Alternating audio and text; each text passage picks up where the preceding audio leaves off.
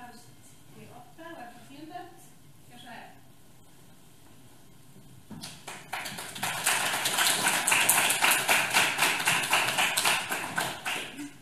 Já, komið sæl.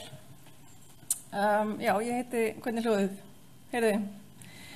Ég heiti Kristborg og fornleifafræðingur hjá Fornleifastofnun Íslands og í dag ætla ég að segja ykkur frá frumrannsókn á manngerðum hellum í Odda og Rangárvöllum sem fram fór síðastliðið sumar.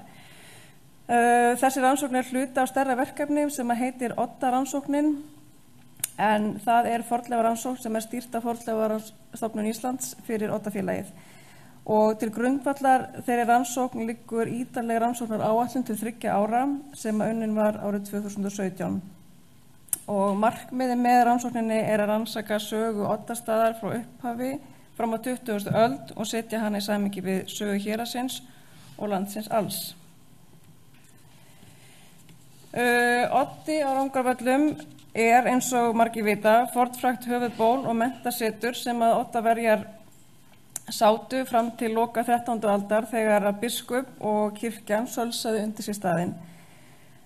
Samkvæmt landnámabók var Oddi landnámsbýli sem var byggt úr löndum Hrafns Hengssonar lögsögumanns snemma á 10. öld og ætla ekki óhætt að segja að frægastir Oddaverjar séu Sæmundur Fróði Sigfússon og Jón Loftsson en sá síðarnefndi fóstraði mitt Snorra Sturluson í Odda.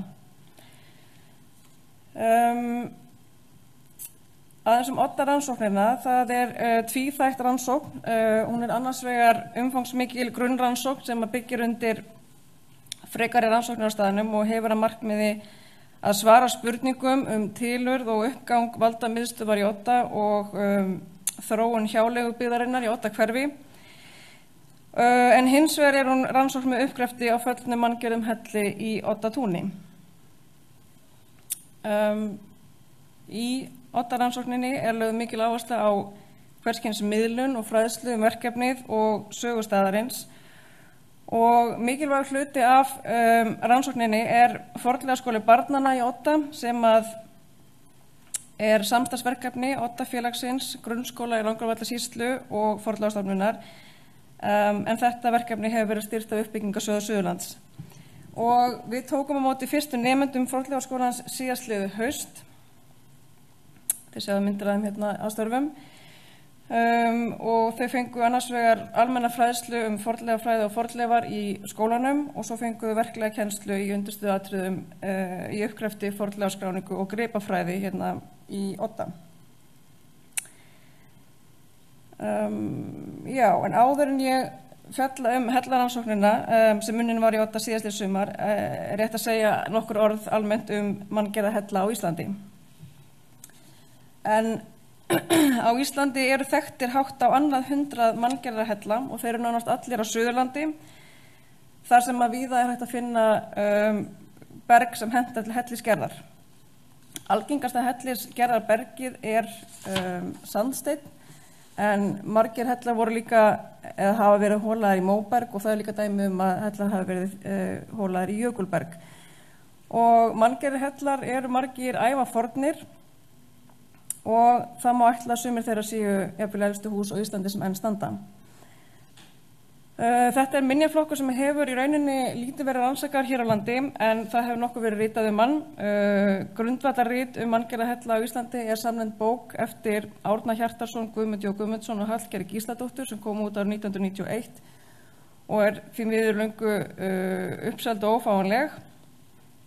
Ef það er eintak þá vantar mig eitt. Þar var unnin í þeirri bók eða því riti var unnin gríðarlega mikilvæg grunnrannsókn á manngerðum hellum á Íslandi sem að ég held að allar aðrar rannsóknir á efninu muni byggja á. Ég ætla að skjóta þessu bara hérna að sú skoðun eða trú að papar hafi búið í manngerðum hellum á Suðurlandi er nokkuð útbreidd en það hefur ekki verið hingað til stutt með neinum haldbærum gögnum, hvorki úr fornleifarannsóknum en í öðrum heimildum. En þið getur sparað okkur þær spurningur eftir. Það hafa líka verið gerðar fáar fornleifarannsóknir á manngerðum hellum eða við hellana en hérna til hliðar hef ég talið upp flesta þeirra sem mér kunnugt Auk þess veit ég til þess að fornleifafræðingar og starfsmenn Minjastofnunar Íslands hafa gert athuganir og tekið prufuskurði í manngerðum hellum sem eru verið að gera upp eða hafa verið gerðir upp og opnað fyrir ferðafólk eða þar sem það stendur til eins og í Laugarvatnshellum og Ægisíðuhellum. En rannsóknir á þekktum uppistandandi hellum eru erfiðar að því leyti að þar sem þeir hafa verið samfelldir í notkun hefur verið mokað reglulega út úr þeim, oft hafa þetta verið útihús og fyllsta taði og heyi og öðru og þar sem það hefur verið gert þá orðið erfitt eða ómögulegt að aldursgreina hellana út frá gólflögum eða gera aðra greiningar af hlutverki eða nýtingu á notkunartímanum. Það því kannski hentugra að rannsaka fallna hella, eða hella sem hafa hrunið, af því að í þeim þá allavega yngstu gólflögin óhreyfð. En svo það náttúrulega hellar sem hafa lokast eða verið lokað og eru enn uppistandandi sem henta best til rannsókna. En þar það auðvitað til vandræða að vitneskja staðsetningu þeirra sannast þekkt. Þeir eru yfirleitt bara týndir. Ef við förum þá bara heim að Odda, að þá Túnodda og hjáleigana sem byggðust upp innan þess á grónum sandsteinshrygg sem stendur upp úr flatlendinu kring. Ef þið hafa komið þarna þá vitið það að þetta meira meina bara mjög flatlend landsvæði. En þessi hryggur stendur þarna upp úr Flatneskunni og hæsti punkturinn þarna í túninu í Odda Gammabrekka sem merkt á myndinni. Og sandsteinninn þarna undir túninu hefur hentað vel til hellisgerðar því að áður en fornleifarannsóknin hófst í sumar að þá voru 5 manngerðir hellar þekktir í Oddatúni en enginn þeirra þó uppistandandi, mér vitandi. Af þessum 5 eru 2 meintir hellar syðst í túni Odda þar sem rauði hringurinn á myndinni. Þeir eru þarna við bíli Langekrum sem var áður ein af hjálegum Oddastaðar. Þar eru sem sagt 2 mjög afgerandi langar og djúpar lautir sem að bera það með sér að vera fallnir manngerðir hellar. Og þetta svæði hefur verið kallað Hellisdalir en einnig hafa verið notuð nöfnin Hellradalur, Nautadalir og Sæmundarfjós. Elsta ritaða heimild manngerða hella á Íslandi Jarðteinabók Þorláks Helga Þórhallssonar biskups frá 1199. Þar greinir frá því að nautahellir hafi fallið í Odda og kramiinaut sem í honum voru, en eitt nautana var með lífsmarki og fyrir áheita Þorlák var það grafið út úr rústunum og sakaði ekki. Það einmitt líka tekið fram að nautið hafi gengið óstutt í annan helli. Þannig að þeir hafa allavega verið 2 þarna þessum tíma. Og það hefur lengi bara verið talið að önnur af þessum djúpu lautum í hellistöðlum sé þessi nautahelli sem getið í Jarðteinabókinni. Og það vitna þessi örnefni sem ég taldi hér að framan. Þetta hefur verið nefnt Sæmundarfjós og Nautadalir.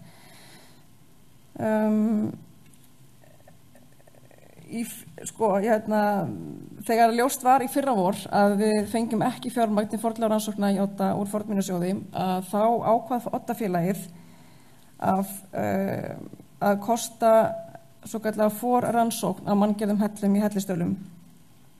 Sú rannsókn hafði þann tilgang að undirbúa frekari rannsóknir á hellunum. Markmið rannsóknirinnar var að staðfesta að manngerða hella væri að ræða og annars vegar varpa ljósi á hvenær hellarnir í Odda hrundu og hins vegar að greina aðstæður og aðgengi að mannvistarlegum undir hruni úr hellislofti.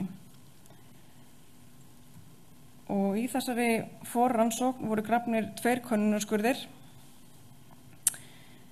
Við ákváðum staðsetningu þeirra út frá vísbendingu sem við fengum af hæðarlíkani sem þið sjáðu hérna á myndinni. Það var unnið á loftmyndir sem við tókum með dróna af staðnum. Annars vegar var ákveðið að grafa skurð í meintan fallin helli sem að líklegast þótti að geti verið þessi nautahelli sem geti verið í Jarðteinabókinni. Og það þarna skurður 2. Hins vegar var ákveðið að grafa skurð í afgerandi en grunna hvilft inn í brekku vestan við meintan Nautahelli sem þá þarna skurður 1 og þar töldum við að vera möguleiki að hefði verið eins og annað op inn í þennan Nautahelli. Og við Lilja Björk Pálsdóttir, samstarfskona mín á Fornleifastofnun, við unnum við uppgröftinn sem stóð yfir í 3 daga. Með okkur var líka Magnús Á. Sigurgeirsson, jarðfræðingur sem greindi gjóskulegu skurðunum. Við vorum nú bjartsýnar til að byrja með og lögðum upp með að handgrafa þessa skurði, en það kom nú fljótlega í ljós að það er mjög mikil jarðvegsuppsöfnun þarna á svæðinu og við urðum því að fá aðstoð frá gröfumanni með gröfum til þess að dýpka þá.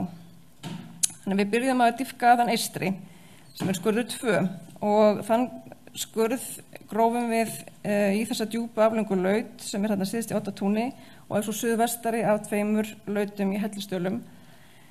Þessi laut er 50 metra löng og snýr eins og að sjáu þarna nálega norður-suður, en norðarlega í lautinni er eins og einhvers konar haft sem liggur þvert yfir hana. Ég veit ekki hvort þið sjáu þetta, þetta er þess að hérna, þetta haft.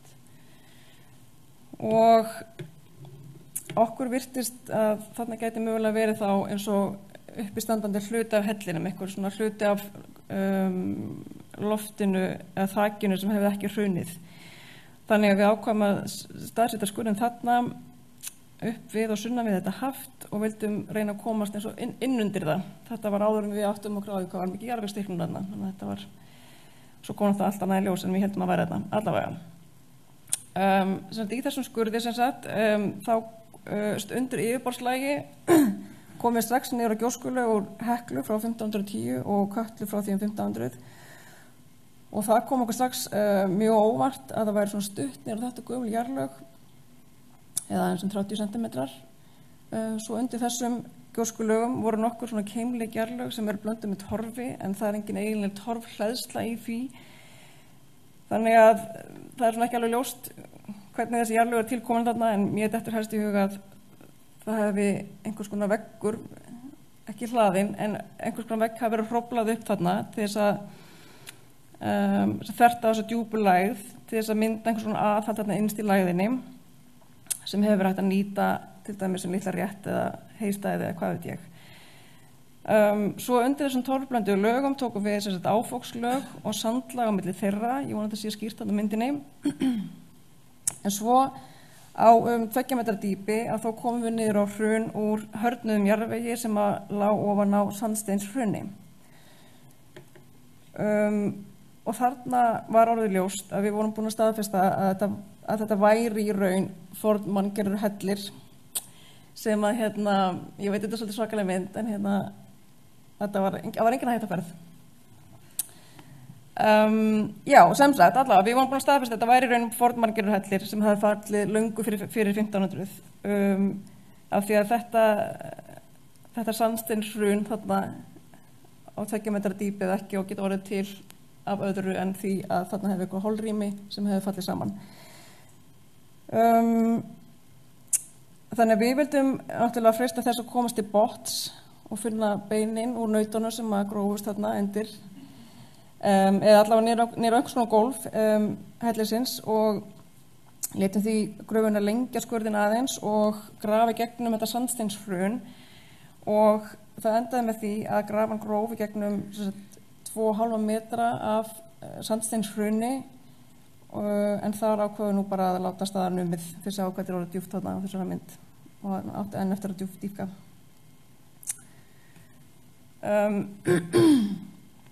Í neðri lögum sandsteinshrunsins kom okkur mjög óvart voru mannvistarlög með viðarkolum og torfleifum og þegar maður stendur ofan í þessum skurði þá áttar maður sig ekki alveg á því hvernig það hefur getað blandast saman við þetta hrun en þetta var allavega þarna og eins og ég segi þegar þarna komum við sögu þá var skurðurinn orðinn rúmlega 4,5 metra á dýpt og við vorum ekki enn komin í gólflög eða yfirborð sem að geti gefið vísbendingar hlutverk eða notkunarsögu hellisins og skurðin var náttúrulega bara orðinn það djúpur, það var ekki lengur hægt að vinna í honum af öryggisástæðum og því grófu ekki dýpra. Þannig að, og við endurum bara með að fylla upp í skurðin að rannsókn lokinni.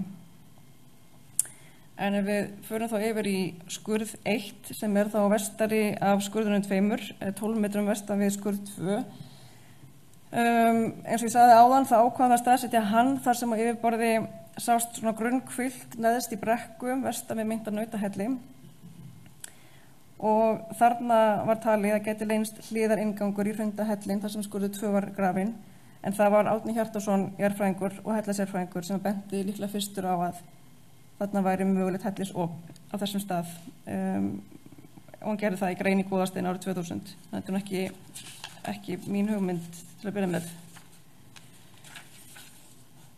Og þarna, eins og segi, byrjuðu við að handgrafa skurð sem var bara 1,2 metrar á stærð og snýri austur-vestur, en þessi skurði var síðan lengdur til vesturs og dýpkaður með hjálp vélgröfu og þá komu í ljós torfhleðslur og vísbendingar hellisop í norðursniði og þið sjáu þetta hérna, þetta er norðursniði hérna og við horfum ofan í hann til vesturs. Hérna hefur sandfylla dottið niður af torfvegg sem er hér og hérna sést örlítið op inn í hellinn, hann er að koma í ljós þarna.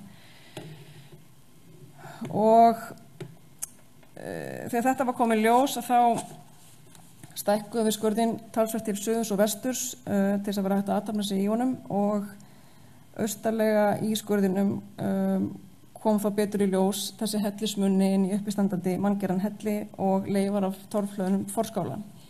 Og þegar rannsókninni lauk þá var þessi litli skurður sem byrjaði sem 1,2 orðinn 7,5 metrar á lengd og 3 metrar á breidd og mesta dýpt hans var fyrir framan hellisopið rúmir 3 metrar. Eins og í skurði 2 að þá voru gjóskulög úr Heklu frá 1510 og Kötlu frá því 1500 undir yfirborðslagi. Undir þeim voru svo þykk einslit og sendin áfokslög en inn á milli þeirra mátti sjást litur af gjósku úr Heklugosinu frá 1341 en svo var þarna gjóska úr Heklugosi frá 1206 rétt undir og þetta var mjög mikilvægt að sjá þessi gjóskulög til að hjálpa okkur að aldursgreina minjarnar. Þetta var eini staðurinn í skurðinum þar sem þessi gjóskulög sáust.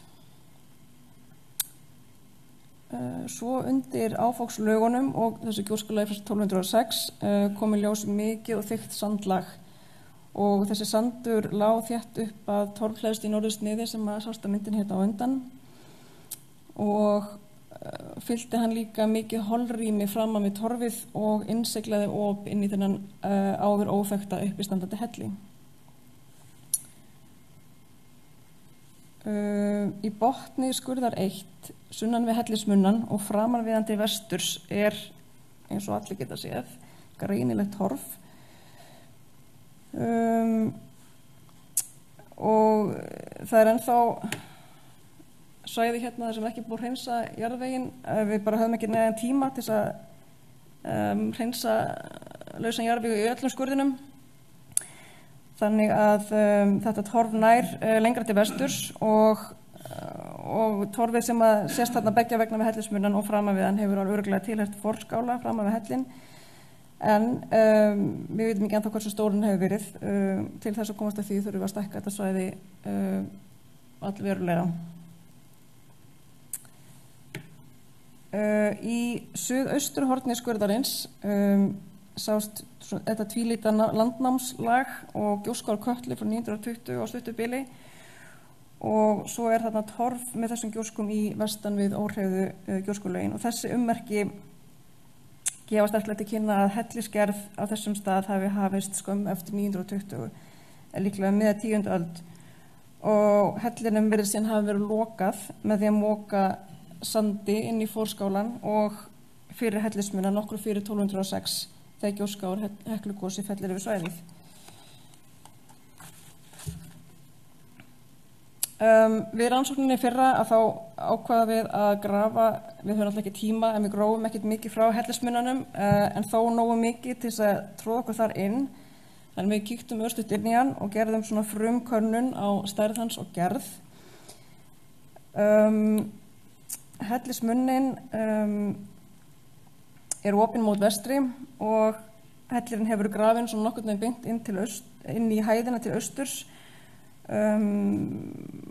og sandurinn sem framan við hellinn og í hellismunnanum hefur auðvitað líka borist inn í hellinn en þetta sandlag þynnist svona eftir því sem innar dregur í hellinum.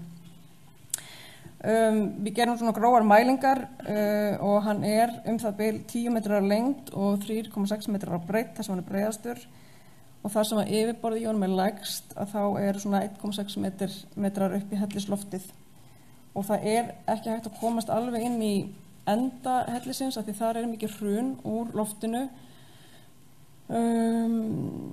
en já, þannig að þetta svona gróf mæling og þessi hellir hann hækkar bæði og breikar frá inngangi eins og við tíðkast í margeirum hellum hér á landi og það hvolfþak í hellinum en eins og ég segi þá mikið hrun úr því og í svona helmingi hellisins í rauninni hrun úr lofti. Já, og yfirborð bergsins, ég veit ekki hversu vel þetta sést á þessari mynd, þetta kannski ekki bestu gæðin, yfirborð bergsins í hellinum óslétt og gljúft og við sáum engin greinileg höggför í honum frá því að hann var gerður eða þannig en það greinileg hóla upp í loftið svona 2 metrum innan við hellismunnan þar sem hefur verið stóð og önnur sambærileg hóla innar í hellinum og í þessum hólum sjást sem sagt höggför. Á myndinni þá ég að lýsa hérna á hleðslu úr sandsteini sem þarna meðfram norður langhlið hellisins í svona skúta sem þarna gengur inn til norðurs neðan við hvolfþakið. Já, þetta bara þarna öðrum megin meðfram norður langhlið en ekki suður langhlíðinni. Og inn í hellinum á gólfinu sem sagt mikill sandur og svona fíngerður salli og ég átta mig ekki vel á því hvað getur verið djúpt niður á gólf en ég hef svona giskað á að geta verið alltaf 1 metra jafnaði. Á þessu stigi málsins ekkert hægt að segja það til hvers þessi hellir hefur verið notaður en þarna hafa allavega verið einhvers konar innréttingar ef marka má þessi för eftir stóðurnar en þarna auðvitað bara einstakt tækifæri til þess að rannsaka óraskaðan helli sem hefur verið innsiglaður í 800 ár og nota þá aðferði nútíma fornleifafræði sem hægt að gera ótal greiningar á gólflögum og hvað eina. Ef að lengd þessa hellis frá munna til austurs mæld á hnitsettur loftmynd má sjá að hellir nær að meintum nautahelli sem að skurður 2 var grafinn í. Það því yfirgnæfandi líkur á því að þessi 2 hellar hafi tengst. Og það má því ætla að þegar stóri hellirinn hrundi, líklega seint á 12. öld, þá hafi þessum hlíðarhelli verið lokað í kjölfarið. Þegar þessar litlu rannsókn okkar, sem átti nú bara að vera 2 litli krönnunarskurðir, var lokið, hafði hann heldur betur undið upp á sig og okkur varst ekki komið til greina að fylla aftur upp í skurð 1 þar sem hellinu fannst. Og við ákváðum þess vegna í samráði við Oddafélagið og Minjavörð Suðurlands að loka skurðinum með því að leggja þessa grind sem við sjáum á myndinni sem með þykkum plastdúki yfir svæðið til þess að forðast slysum á dýrum og fólki en ekki síst til þess að verja minjarnar sem mjög viðkvæmar. Þannig að þetta var frágangurinn á svæðinu. Þessi forrannsókn síðasta sumar skilaði ótrúlega spennandi niðurstöðum sem að lofa góðu áframhaldandi rannsóknir. Okkur tókst að sannreyna að í hellistöðlum séu í raun manngerðir fallnir hellar sem að féllu löngu fyrir árið 1500. Því miður okkur vantaði þarna 1206 gjóskulagið svona snirtilega yfir hruninu. Það var ekki og þó við höfum ekki getað aldursgreint þetta hrun með meiri nákvæmni að þá bendir allt í þess að hellin hafi hrunið nokkur fyrir 1206 og að í kjölfarið hafi þessum hlíðarhelli sem við fundum og enn stendur verið lokað. Niðurstöður gjóskularannsóknar í skurði 1 gefa til kynna að þessi hlíðarhellir allavega hafa verið grafin út þegar á 10. öld, líklega fljótlega eftir Kötlugosið 1920 og verið farin úr notkun nokkru fyrir árið 1206, jafnvel nokkrum áratugum fyrr. Það er auðvitað ekkert hægt að slá því föstu að báðir þessir hellar hafa verið grafnir út á sama tíma og mér finnst nú kannski frekar líklegt að stærri hellin hafi verið grafin út á undan hlíðarhellinum en það er ekkert hægt að segja neitt meira þetta með vissu án þess að ráðast í frekari rannsóknir. Það sem er hægt að segja með vissu er að í Odda er nú fundið elsta staðfesta dæmið manngerðan helli á Íslandi og það hljóta að vera stórtíðindi í íslenskri fornleifafræði. Þessir hellar hafa líklega verið grafnir út fljótlega eftir að búseta hefst fyrst í Odda ef að marka má heimildir og voru þá í notkun í tíð kappanna Sæmundar Fróða og Jóns Loftssonar. Niðurstöður þessara forrannsóknar okkar taka ekkert af allan vafa að hellirinn sem grafið var í Ískurði 2 sé nautahellirinn, enda var það ekki eitthvað mark við rannsóknarinnar að sanna það. En það er auðvitað margt sem styður að hann hafi hrunið svipað leyti eða skömmu fyrir aldamótin 1200 og stærð hellisins styður líka að þarna hafi getið verið fjós.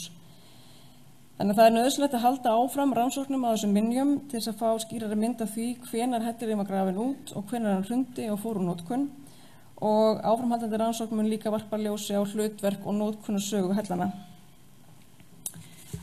Það var nú ýmislegt sem kom okkur á óvart í þessari rannsókn. Í fyrsta lagi þá byggust við auðvitað ekki við að finna uppistandandi helli með forskála. Ég bjóst allavega ekki við því þegar ég byrjaði að grafa þarna í Odda í byrjun júní í fyrra að 2 dögum síðar myndi ég standa inn í helli sem hefði verið innsiglaður í 800 ár. Ég hugsa að enginn geri ráð fyrir því þegar hann byrjar að grafa einhvers staðar. Og það kom líka óvart hversu stutt var niður á þessi gjóskulög frá 1500 og að fyrir ofan þau að þar sjáist ekki yngri gjóskulög og það kom líka óvart hversu mikið þessi jarðvegsteiknun er þá á milli gjóskulöga frá 1500 og síðan aftur þarna frá því 1200 og svo átti ég heldur ekki von á því að þetta hrun úr lofti hellisins í Skurði 2 væri svona ofboðslega þykkt og svona mikið brotið upp. Þetta var frekar svona litlir, ég átti von okkur svona stórum, bara svona flekum sem er erfitt að komast í gegnum, en þetta er bara mjög mikið svona molnað, bergið er molnað mjög smátt. Þannig að við erum allavega reynslunni ríkari eftir rannsókn síðasta sumars og erum vel í stakk búin til þess að halda rannsóknum áfram í Odda. En ég vildi að ég geti sagt ykkur að rannsóknin héldi áfram í sumar en því miður fengum við ekki heldur styrkur fornminjasjóði fyrir Odda rannsóknina í ár og það þýðir að það er ekki útlit fyrir að ráðist verði í áframhaldandi uppgröft í Odda í sumar. Á meðan stendur bara þessi hellir opinn með ófyrirséðum afleiðingum og torfveggirnir sem hafa verið grafnir fram í forskálanum eru að grotna niður. Við erum þó ekki alveg að baki dottinn og ætlum að reyna að halda einhverju rannsóknarstarfi og miðlun áfram. Í vor stendur til að fá fyrirtæki Punktaský til þess að gera þrívídda líkan af hellinum eins og hann lítur út núna. Upphaflega hugmyndin var að gera líkan á honum núna við upphaf rannsóknar og svo aftur þegar var búið að grafa hann fram eða allavega hluta hans. En svo er líka á dagskránni að vinna svona hæðarmótin eins og sáu hérna fyrr og þrívídda líkan fyrir allt túnið í Odda og við erum að vona til þess að sú vinna muni gefa okkur vísbendingar staðsetningu fleiri fornra hella í Oddatúni sem hafa hrunið eða lokast og engin vitneskja er Og svo verður fornleifaskóli barnanna afturhaldinn í vor og þá mun allt skólahald fara fram í Odda sem verður gríðarlega skemmtilegt. Þannig að það er nú ýmislegt í bígerð og framundan hafa nú ekki alveg verið eins og við hefum helst kosið. En þá ætlum ég bara að fara að segja þetta gott og þakka ykkur fyrir að hlusta. Takk fyrir.